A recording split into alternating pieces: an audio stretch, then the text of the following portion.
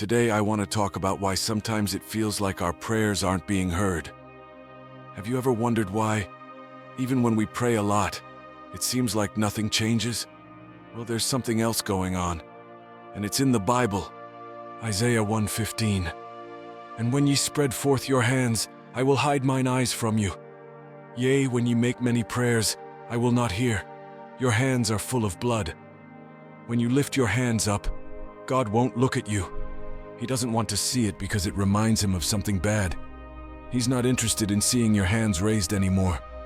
Even if you pray a lot, God might not listen. He knows there are many prayers, but he won't pay attention to them. He hears the right prayers and even the wrong ones, but he won't listen to the many prayers. He won't pay attention because your hands are full of blood. What God is explaining is that before he answers your prayers, he checks what you've been doing with your hands. He compares your actions to what you're praying for. If God looks at what you were doing before you prayed, what does that say about your prayers?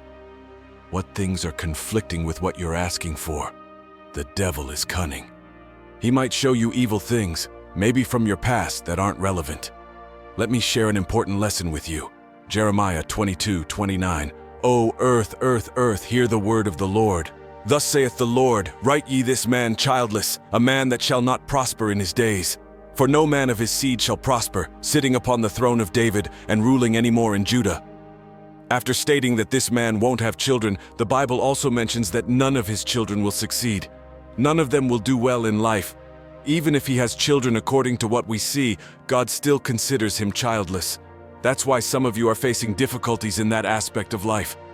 How can you have as many as 10 children, yet none of them takes care of you? How is it possible that, out of 5 children, you still struggle to figure out where your next meal will come from? You're placed in the same category as someone who doesn't have children at all, because there's no care, no support from any child, daughter, or son. Some of you here are sons. You're holding an item, let's say a sweater, that you're about to buy for the 4th time, and your father, your real dad, doesn't even cross your mind. You try on a t-shirt 4 times, passing by your dad's size, yet you never think about him. You can't even manage to buy your father a t-shirt once a year, a simple t-shirt, and yet you claim your father isn't childless. Why am I saying this? Because this neglect affects your prayers. It makes them less effective. All the intensity and stress you put into praying nowadays is trying to make up for what your actions haven't done to make your prayers better. No medicine can fix this problem. It's like the earth was commanded to keep causing trouble for you and make things hard. Your many prayers are not heard. So, what's stopping your prayers in this situation? It's not some evil spirit from your hometown. What you're asking for is a prayer, and God also look at what you've been doing. If he sees blood in your hands, no matter how much you pray, God will judge your prayers based on what you've been doing. It's important to understand that our actions matter when we pray. God doesn't just listen to our words, he looks at what we do. If our actions are not in line with our prayers may not be answered. It's like trying to talk to someone while doing something they don't approve of. They won't pay attention. So let's strive to live lives that reflect the things we pray for.